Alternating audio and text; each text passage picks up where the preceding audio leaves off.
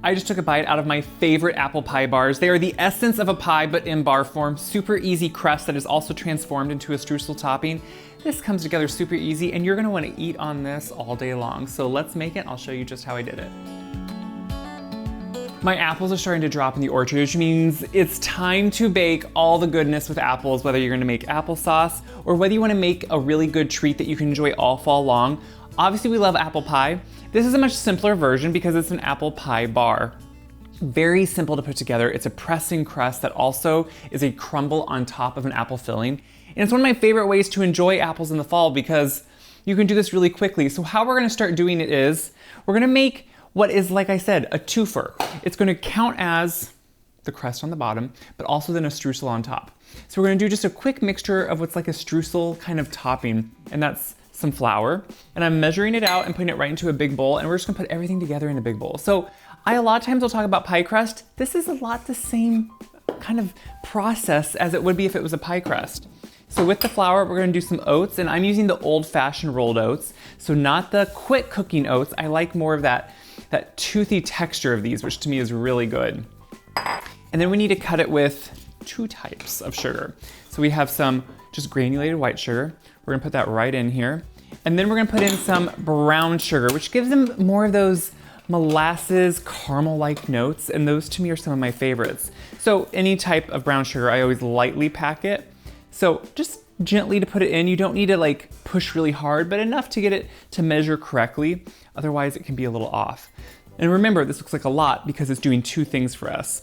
So we're gonna put some salt in. That's just gonna balance it out.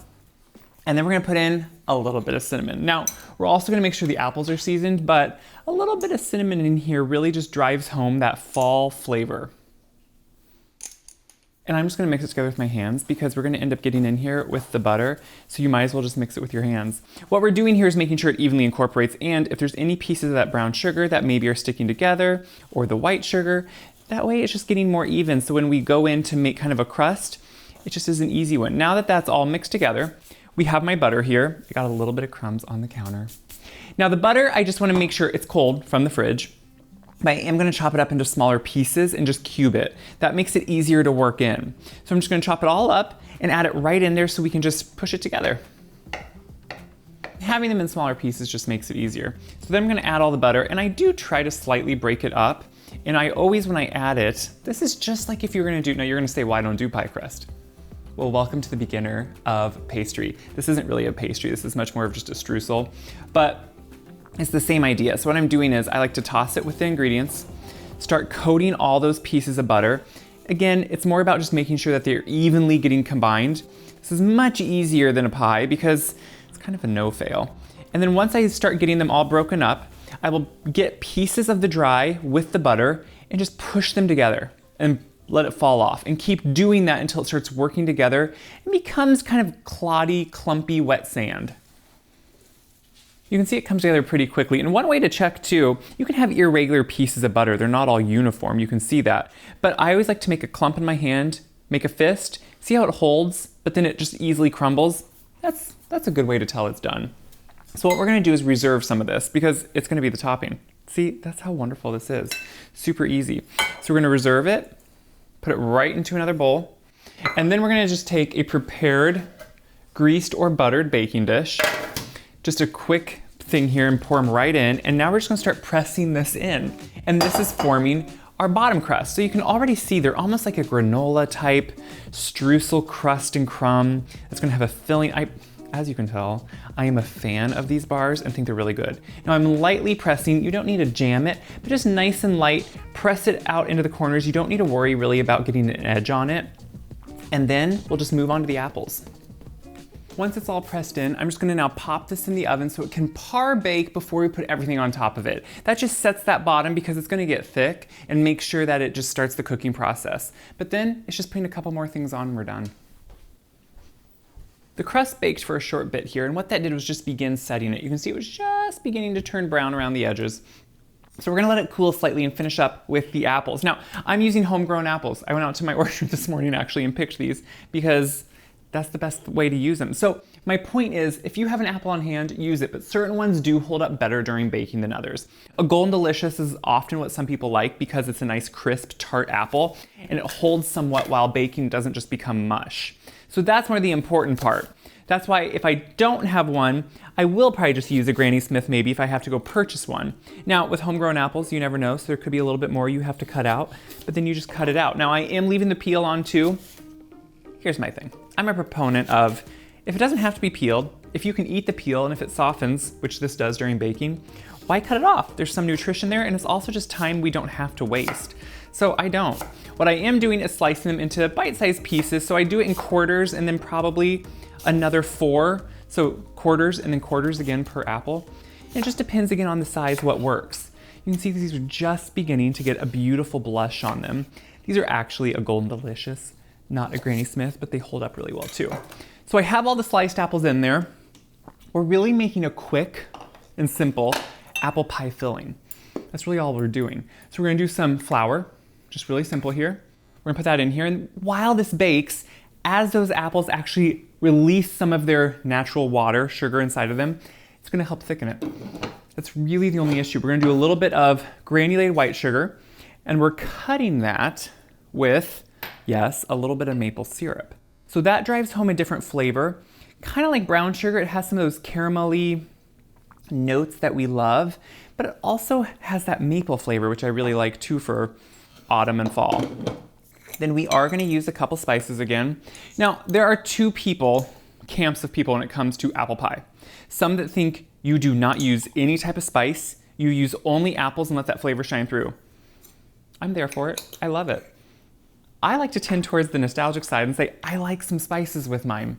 And I like the flavor it gives and it reminds me of growing up. So I'm doing a little bit of cinnamon and a little bit of allspice, which allspice is the apple spice. It works so well. So now we're just gonna mix this together and put it right on top of these, which you just have to go in and start just combining it. And you can see once they're together, it kind of makes this paste-like sauce on top. That's all you need to do. Then what we're gonna do is pour these right on top of this warm crust. And what I wanna make sure to do, this is, you know me, if you watch my videos, you know. And this seems like a stupid step to so many people because it's like, well, duh, but not everyone does this. Scrape out the bowl. That's where a lot of sugar, a lot of that maple goodness, all those flavors we want are. Don't waste them. So I just wanna make sure though, I do get this into an even layer. Obviously, we're not gonna leave them in a clump. So you can just kind of spread them out all over before you put on that streusel topping. So you put them in somewhat of an even layer. It's okay if they're overlapping a little bit. But then what we're gonna do is just remember this reserved streusel.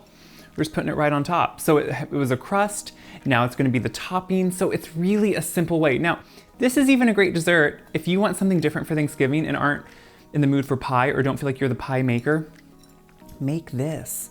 But also, think of this for around the fall when you're having gatherings. It's a great thing to take places. No matter where you're going, people fall in love with it because it gives you the essence of pie. Much easier, much quicker too, because obviously this bakes quicker since you're not doing a big deep pie. And then we're gonna put this back into the oven with all this streusel goodness. So remember, it has the butter in it that's gonna melt into the apples as they get soft. I'm just making sure to try to evenly coat around because I want no fights on trying to get the most streusel. And if you wonder who would do that, you're looking at him.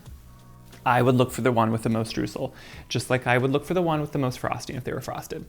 That's who I am. So I do this for myself more than anyone. What I'm doing now is gonna put it right into the oven and let it bake, let it cool, then we'll cut them.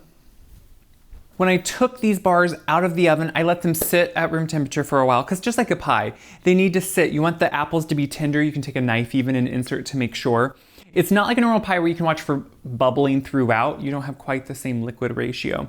But you wanna make sure they're tender and then let them cool down because they'd be too soft at first. So then I was cutting them and I just go in, but look at these. They're like a bar. See how they get that like granola-like crust on the bottom? That if I turn it up slightly, you see how it's nice and browned and toasty? That's what you want. It's the perfect fall treat, which really, you can eat these like a bar. You can eat them with a fork, but we're friends here. We can all eat together.